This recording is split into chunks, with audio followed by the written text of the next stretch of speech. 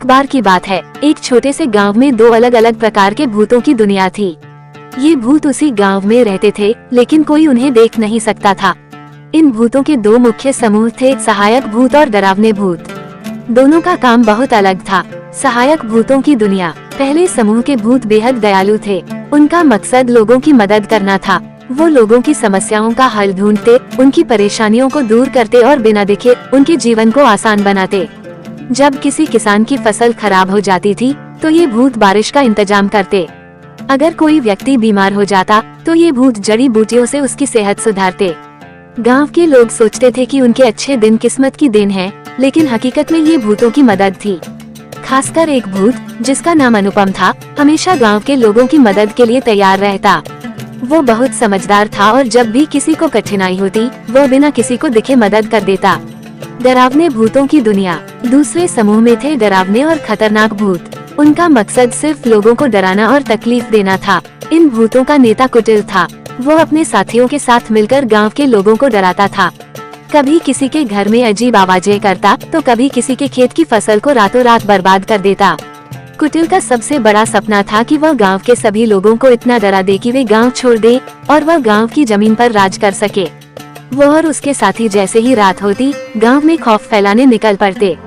दोनों दुनियाओं की टकराहट। एक दिन गांव में एक बच्चा बीमार हो गया। सहायक भूतों ने उसे बचाने की कोशिश की, लेकिन कुटिल और उसके साथियों ने गांव के चारों ओर डर का माहौल बना दिया। गांव के लोग इतने डर गए थे कि उन्होंने मदद के लिए प्रार्थना करना भी बंद कर दिया।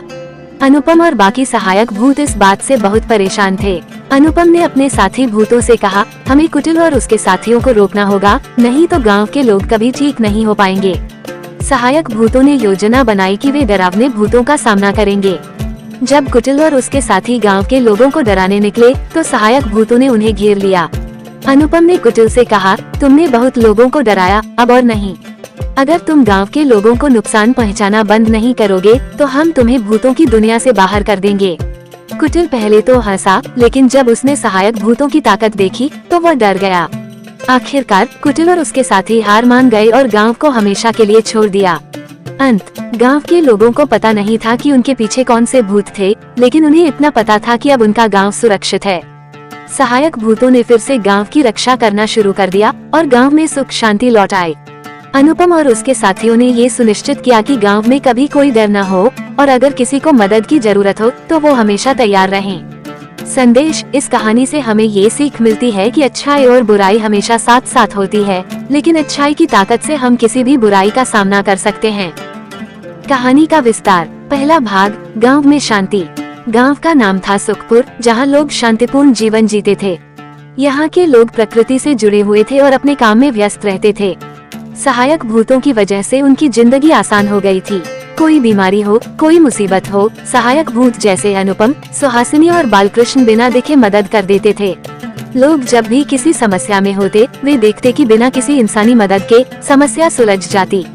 गांव के बड़े बुजुर्ग इसे दिव्य शक्तियों का आशीर्वाद मानते थे। दूसरा भाग। डरावने भूतों का हमला। लेकिन जैसे जैसे गांव में सुख शांति बढ़ रही थी, डरावने भूतों का सिरमौर कुटिल इसे बर्दाश्त नहीं कर पा रहा था। वह अपने साथियों चिलिक, घुरान और तामस के साथ मिलकर गांव को अपना बनाना चाहता था। उनका उद्देश्य था लोगों के दिल में खौफ बैठाना। उन्होंने योजना बनाई कि वे सहायक भूतों को कमजोर कर देंगे, ताकि गांव के लोग उनकी मदद पर निर्भर न रहें और डर के मारे गांव छोड़ने पर मजबूर हो जाएं। तीसरा भाग। गांव में डर फैलता है। कुटिल और उसके साथी हर रात गांव में आतंक फैलाने लगे। वे लोगों के घरों में घुसकर डरावनी आवाजें निकालते, छतों पर छायाएं बनाते और कभी कभी किसी की खड़ी फसल को जला देते। लोग घबराने लगे। एक दिन गांव के रामू चाचा ने देखा कि उनकी खड़ी फसल रातों रात बर्बाद हो गई। लोग अंधविश्वास में गिरने लगे और सोचने लगे कि यह किसी शाप का परिणाम है। चौथा भाग। सहायक भूतों की चुनौती। सहायक भूतों को ये स्थिति देखकर बहुत दुख हुआ।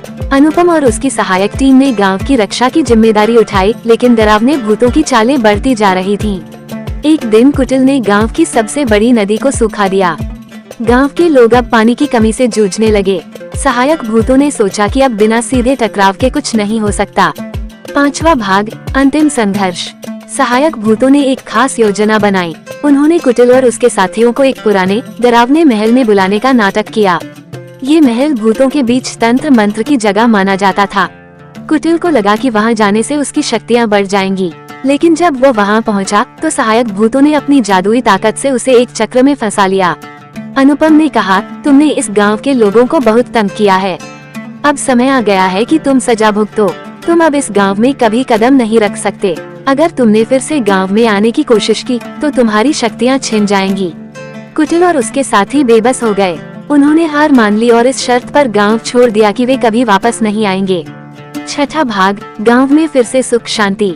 कुटिल और उसके साथियों के जाने के बाद गांव में धीरे धीरे शांति लौटने लगी। सहायक भूतों ने नदी में पानी फिर से बहा दिया, फसलों को फिर से उगाया और गांव में खुशहाली का माहौल बनाया। गांव के लोग इस बदलाव से हैरान थे, लेकिन उन्होंने इसे भगवान का आशीर्वाद मानकर खुशी खुशी अपना जीवन जीना शुरू किया। अंतिम संदेश, सहायक भूतों और डरावने भूतों की इस लड़ाई ने ये साबित किया कि चाहे कितना भी बुरा समय आए, अच्छाई हमेशा जीतती है।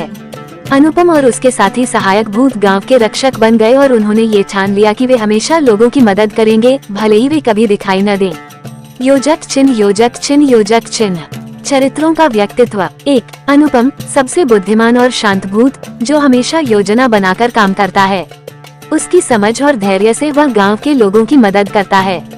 2. सुहासिनी, अनुपम की मददगार, वह भावनात्मक रूप से लोगों की परेशानियों को समझती है और त्वरित सहायता करती है।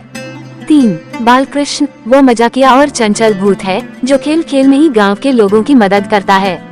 4. कुटिल, खतरनाक और चालाक भूत, जो हर स्थिति का गलत फायदा उठाने की कोशिश करता है। उसकी सबसे बड़ी कमजोरी उसकी घमंड है। 5. शिलिक, भुरान और तामस, ये कुटिल के साथी हैं, जो उसकी हर चाल में उसका साथ देते हैं। वे खुद को बेहद शक्तिशाली मानते हैं, लेकिन सहायक भूतों से हार जाते हैं। ये कहानी एक रोमांचक कार्टून वीडियो का आधार बन सकती है, जिसमें अच्छाई और बुराई के बीच की लड़ाई को मनोरंजक तरीके से दिखाया जा सकता है। कुटिल और उसके साथियों के गांव से चले जाने के बाद गांव में शांति लौटी, लेकिन सहायक भूतों को एहसास हुआ कि यह शांति हमेशा के लिए नहीं हो सकती। अनुपम ने महसूस किया कि उन्हें और ज्यादा सतर्क रहना होगा, ताकि कोई नया संकट गांव पर न आए। इसलिए उन्होंने अपनी टीम में कुछ नए सदस्यों को जोड़ा। नए सहायक भूत थे। 1. मधुर, एक गायक भूत, जिसकी आवाज सुनते ही लोगों का डर गायब हो जाता था।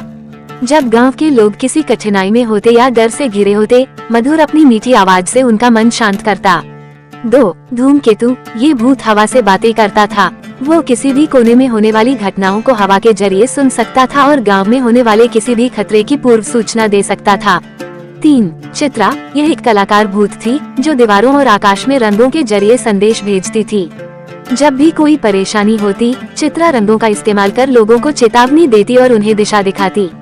8वां भाग, नए दुश्मन। गांव में शांति का माहौल था, लेकिन दूसरी दुनिया में एक नया खतरा पनप रहा था।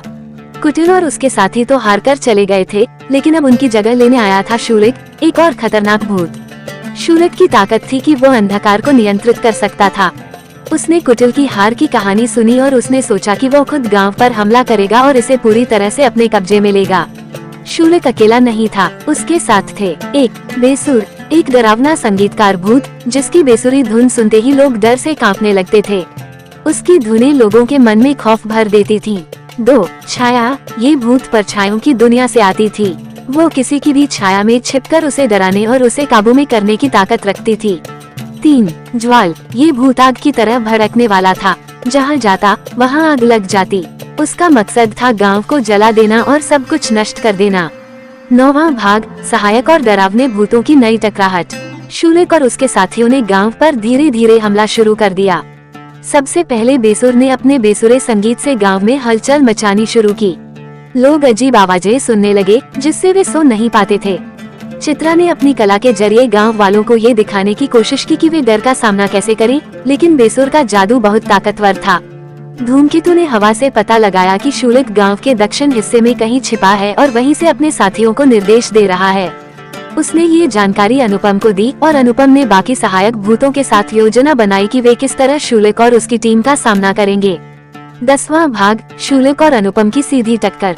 अनुपम जानता था कि शूलिक को हराना आसान नहीं होगा, इसलिए उसने मधुर और चित्रा के साथ मिलकर एक योजना बनाई। मधुर ने गांव के हर कोने में अपनी मिठास भरी धुनें गाना शुरू कर दी, जिससे बेसुर का जादू कमजोर पड़ने लगा। लोग धीरे धीरे डर से बाहर आने लगे और फिर से जीने की कोशिश करने लगे।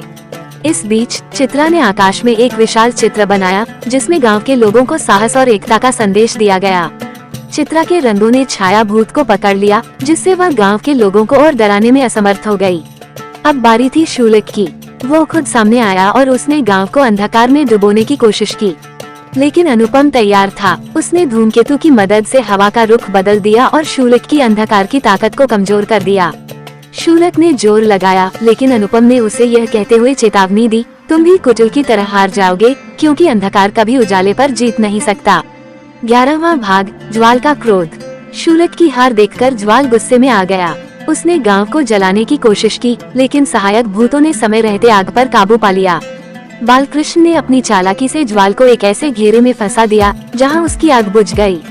ज्वाल ने हार मान ली और गांव छोड़कर भाग गया। 12वां भाग, गांव की नई शुरुआत। शूलक और उसके साथियों की हार के बाद गांव में फिर से शांति लौट आई। गांव के लोग अब और भी समझदार हो गए थे। उन्होंने महसूस किया कि अदृश्य शक्तियां हमेशा उनके साथ हैं और वे खुद भी डर का सामना कर सकते हैं। अनुपम और उसकी टीम ने गांव की रक्षा जारी रखी, लेकिन अब वे जानते थे कि हर समय सतर्क रहना होगा, क्योंकि कोई न कोई खतरा हमेशा मंडराता रहता है। सहायक भूतों ने मिलकर गांव के चारों ओर एक अदृश्य सुरक्षा कवच बना दिया, जिससे अब डरावने भूतों को गांव में प्रवेश करना मुश्किल हो गया।